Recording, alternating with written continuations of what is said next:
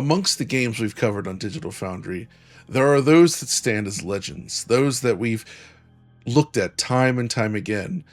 And that's not always a good thing, because often they exhibit problems so severe that they continue to be lambasted for years to come. I think for this generation, there is no game that has received more of this than Jedi Survivor. Yes, the Star Wars game from Respawn, a fantastic game, but one that, if you were playing on PC, was plagued by some of the most egregious performance problems we've ever seen in a modern PC game. And of course, this is a bugbear that has continued to keep Alex Battaglia up at night. He wakes up in a cold sweat screaming about Jedi Survivor, but then suddenly, it happened. He found a potential solution.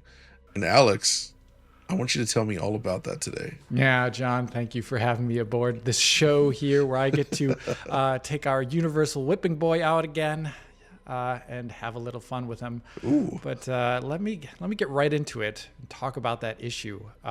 So the issue in the game is, even I talked about it in the last video I did on Jedi Survivor, even if you have a perfectly locked frame rate at let's say 60 FPS, you run around the game's more open levels and you'll still see stuttering, even though the frame rate looks perfect on a frame time graph. There are skips and stutters in the animation in those places on the map where there are frame time issues occurring in the background.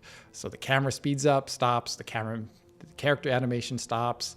The worse your CPU it is, the worse the issue appears visually. But I would say not everyone can perceive this as well as everyone else. So your mileage may vary there. That's why you see a lot of comments, hey, Jedi Survivor's great. Don't know what you're talking about. Some people are somewhat blind to this issue. A lot of people like us, I don't think are. So it was something, even now over time, where the game still didn't look very good. Even if you were to try and lock the frame rate, it would still have issues. Indeed, Alex, and to be fair, there were other problems as well that persisted in this game beforehand, and they have certainly improved it. But this is the one bugbear that has remained all this time. And you're right, it's not something everyone will perceive, and I do find it's actually more difficult to see in a video. So caution for this. But when you're actually playing in person, and you're used to like smooth performance and that like silky fluidity that you expect from a locked frame rate, you don't get it here. So I guess, Alex, what is this fix, and how on earth did you uncover it? Well, so I was doing a little bit of research for my DLSS 4.5 L and M videos about looking to see how I could turn off games denoisers, including this game, because it has issues with preset M. And I used Franz Baumer's Unreal Engine Unlocker for UE4. And there's one of our favorite tools, by the way. Yeah. I use it all the time. It's great. It's one of the best things we got. And thank you, Franz, for letting me use it always. And one of the options it has in it is the ability to dump all console commands from the EXE, I believe.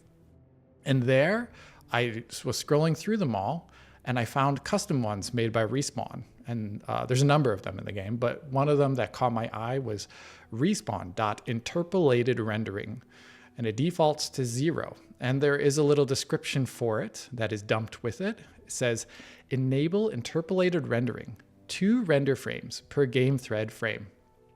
And I presume, based upon the way it functions, and we'll talk about that in a second, that I think they could possibly have made this and use this in the console version when using the 60 FPS mode. But more on that later. Oh, interesting. Okay, so this is likely something they implemented and did use in consoles, but it's not enabled on PC. Mm-hmm. So, all right. So what is it actually doing then? Well, it appears to ease the burden of processing on the game thread by halving its workload, essentially.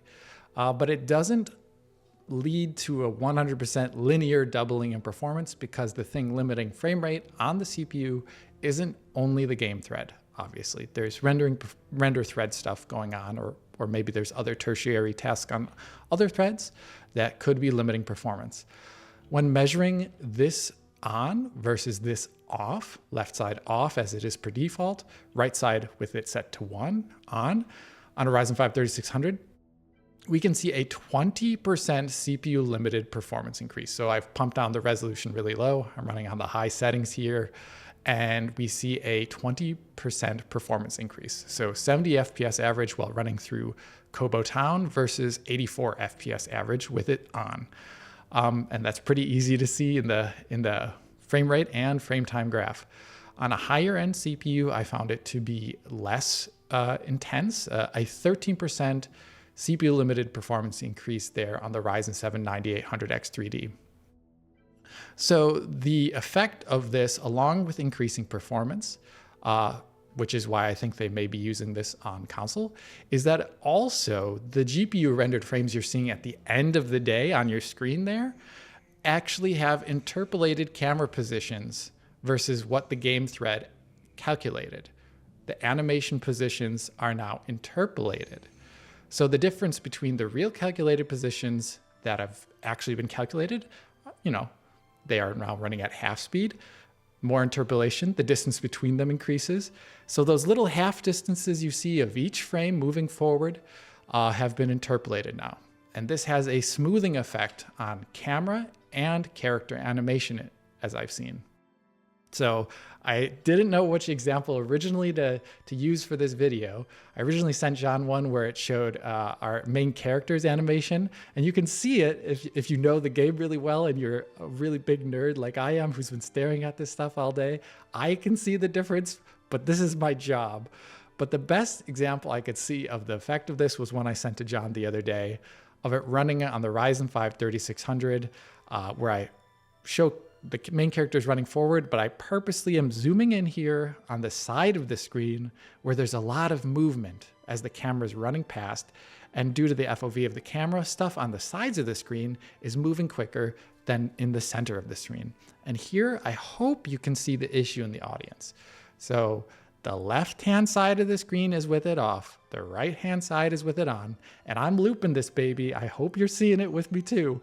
That the left-hand side of the screen, the camera motion between every frame is kind of random. It is not actually each interval of movement is the same. It is very different per frame, which leads to a juddery and stuttery motion. Now on the right, it is not perfect, which I'll talk about in a second, but it is much smoother looking. The distance traveled between each frame is more similar, leading to a more smooth perception of the motion there. This affects all camera motion I found. It affects character animation, but I think it is most easy to show in a YouTube video using the camera animation and stuff flying past the screen while you run. I hope you can see this in the audience. John? It's an interesting thing because this isn't exclusively a Jedi Survivor problem, of course. We've definitely seen this in other games, and it's especially bothersome in things like side-scrollers where they don't get the camera translation correct, and you end up with those uneven intervals between frames, where even though you're updating every frame, according to the refresh rate, the camera distance is variable per frame, and it does sort of create this weird skipping sensation. And there was so much of this stuff throughout gaming history, and from frame times, which have largely been understood and conquered, to other things. But then there's this motion interpolation that's necessary, or the distance traveled for the camera. Getting this stuff right is super, super important, and when you don't, it can be really irritating. Yes. And I would also say it tends to be even more noticeable on lower persistence displays, where you can very clearly see the difference between each frame, whereas a smeary looking LCD, perhaps it could hide it a little bit better. I'd agree with that sentiment. But of course, nothing comes for free. And usually when interpolation is involved, things like latency and other problems can crop up. So what do we got here, Alex? What is the reason to be concerned here, or should we just go ahead and use it? What do you think? I don't think everyone should just blanket use this, though I do think it is mainly a positive. Well, one of the first things is it is not as effective if your CPU is already really big. Yeah, mine is so big that it doesn't even fit in the case anymore. It's just like this giant slab. So I feel you. Yeah, if you got one of those, 1x1 meter CPUs. No, but seriously, 9800 X3D, I ran this at 120 FPS, which is a more reasonable target for that CPU. You can see the effect of it, but it is not as dramatic as it is on a lower end CPU. And it can't actually get rid of every single stutter. The game is unfortunately too stuttery on its game thread to even fix the issue there. So there are going to be game thread frames that are just have too large of a frame time to fix the issue, even with this interpolation in place. Another issue is latency. The Ryzen 5 3600, when CPU limited, fully CPU limited, so no frame rate capping in place, has an 18 millisecond higher on average PCL with this setting turned on. It makes sense. Frames are being interpolated versus actually using your raw input. Right. And the distance between frames is now real frames, as I would say, real calculated game thread frames is greater. The Ryzen 7 9800 X3D, fully CPU limited, once again, no frame rate capping, is about 7 milliseconds higher PCL on average. This will increase if you use things like VSync or 60 FPS caps, for example. So a 60 FPS cap, triple buffered VSync, will increase PCL on that Ryzen 5 3600 when this is turned on by 30 milliseconds. So nearly 2 frames essentially, basically at 60 hertz, which I mean, it sounds like a lot, but I actually think for a single player game like this, it's probably worth doing. Yeah, and I think this is also something a lot of engines actually do by default. A lot of games do by default. They have much more buffering in there to smooth out frame times as well as to smooth out issues on the game thread. So I think in this game, though, I think you might notice it a little bit depending upon your setup, but it is more egregious the lower end your CPU is. But then again, 7 milliseconds on a 9800 X3D is pretty much imperceptible for most people. So it isn't actually that big of a deal there. All right, so let's say you're rocking like something like, I don't know, a GPU with like very low VRAM or something. Is it still usable? No, I would say I tried this at high settings at like 1080p on an RTX 4060. And man, I don't know, the 4060s with its 8 gigs and like limited PCIe lanes, et cetera, and lower VRAM bandwidth, like it is just ultra stuttery without it on. And it felt maybe even a little bit more stuttery with it on. I can't exactly explain as to why that may be the case. Maybe because it's shuffling things in and out of memory so often. I wouldn't recommend using it on an 8 gigabyte GPU. 12, it was perfectly fine. It definitely sort of shines a light on why it may not be a default setting then. Yes. And also the challenges of building a PC game like this, right? Like you really have to take into account all these configurations and also decide, all right, what are we going to expose to the user versus not, right? Yeah, and I think that is probably one of the reasons why it wasn't made default on or even an option in the menu, as much as I would like to fault the developers here in the past where I've said they've made some improper decisions. I think if it's a setting that doesn't apply to everyone and it's hard to explain, well, then I probably also wouldn't include it in the menu in a game. Rather, I would just maybe enable it on consoles like I presume they do for that 60 hertz mode there. Obviously, this is just a somewhat of a fix, a pretty good one, I would say, actually, for the camera stuttering animation issues the game has, but it doesn't fix the lots of other issues that the game technically still has. Like, I know the game crashes on Jedi if you have RT enabled. This doesn't do anything for that. It won't fix visual or game bugs. It won't fix what I consider poor menu design on PC, and it still won't do anything actually for shader compilation stutter issues because they have nothing to do with this game thread thing. So those will still be there. Dang, that's frustrating because like I still feel like the most consistent experience I've seen on this game is when playing the console version at 30 FPS. Yes. It feels like that's how the game was built to be played. And if you try to do anything more, it's just nope. So this will at least hopefully give PCs a similar level of animation fluidity as you saw on consoles.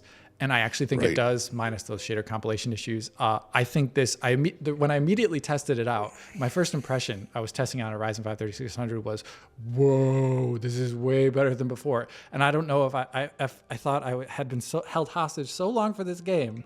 I wasn't sure if I was imagining things. And I spent 2 weeks testing this in the background, even on my free time, because I was like, am I actually making stuff up? But I have enough hard data now to actually say I'm not making stuff up. At the end of the day here, my conclusion is you can enable this in-game by using Unreal Engine Unlocker. You can always support Franz Baumer. I was having trouble getting it to work with an engine.ini, which is a pretty typical way to mod UE4 games, but at least it did work here with the console. You should try it out for yourself on your rig and see if you see a difference in the visuals running around places like Kobo. And if you don't, maybe it doesn't affect you, or maybe for some reason, since I can only QA so many things here, maybe there's something I'm overlooking. But please write a comment below if you do try it out and what you think. I just wish that game consoles like this were available on all these titles, essentially. Like, I think back to Crysis, bringing down the console and just being able to do whatever the heck you want in there and see the results instantly. It's very gratifying and fun to experience that and toy with it, right? And I feel like PC gamers appreciate that, and it should be an option. I mean, they could even hide it in, like Valve always did, where it's like enable developer console in the options menu, right? So you don't have to go through these hoops, but alas. But all right, that's an interesting one. And remember, everyone, this is Unreal Engine 4, not Unreal Engine 5. Yes. So Don't get upset with us, please, about this one. Yeah, this is a funny one. I'm happy I stumbled across it. I will be adding something to the PC Gaming Wiki about it, hopefully shortly after this video comes out. So it'll be enshrined forever on the internet. Wonderful. All right, well, that's going to do it for this video. So thanks for finding out about this, Alex. Of course, John. And thank you for watching, and we'll see you next time.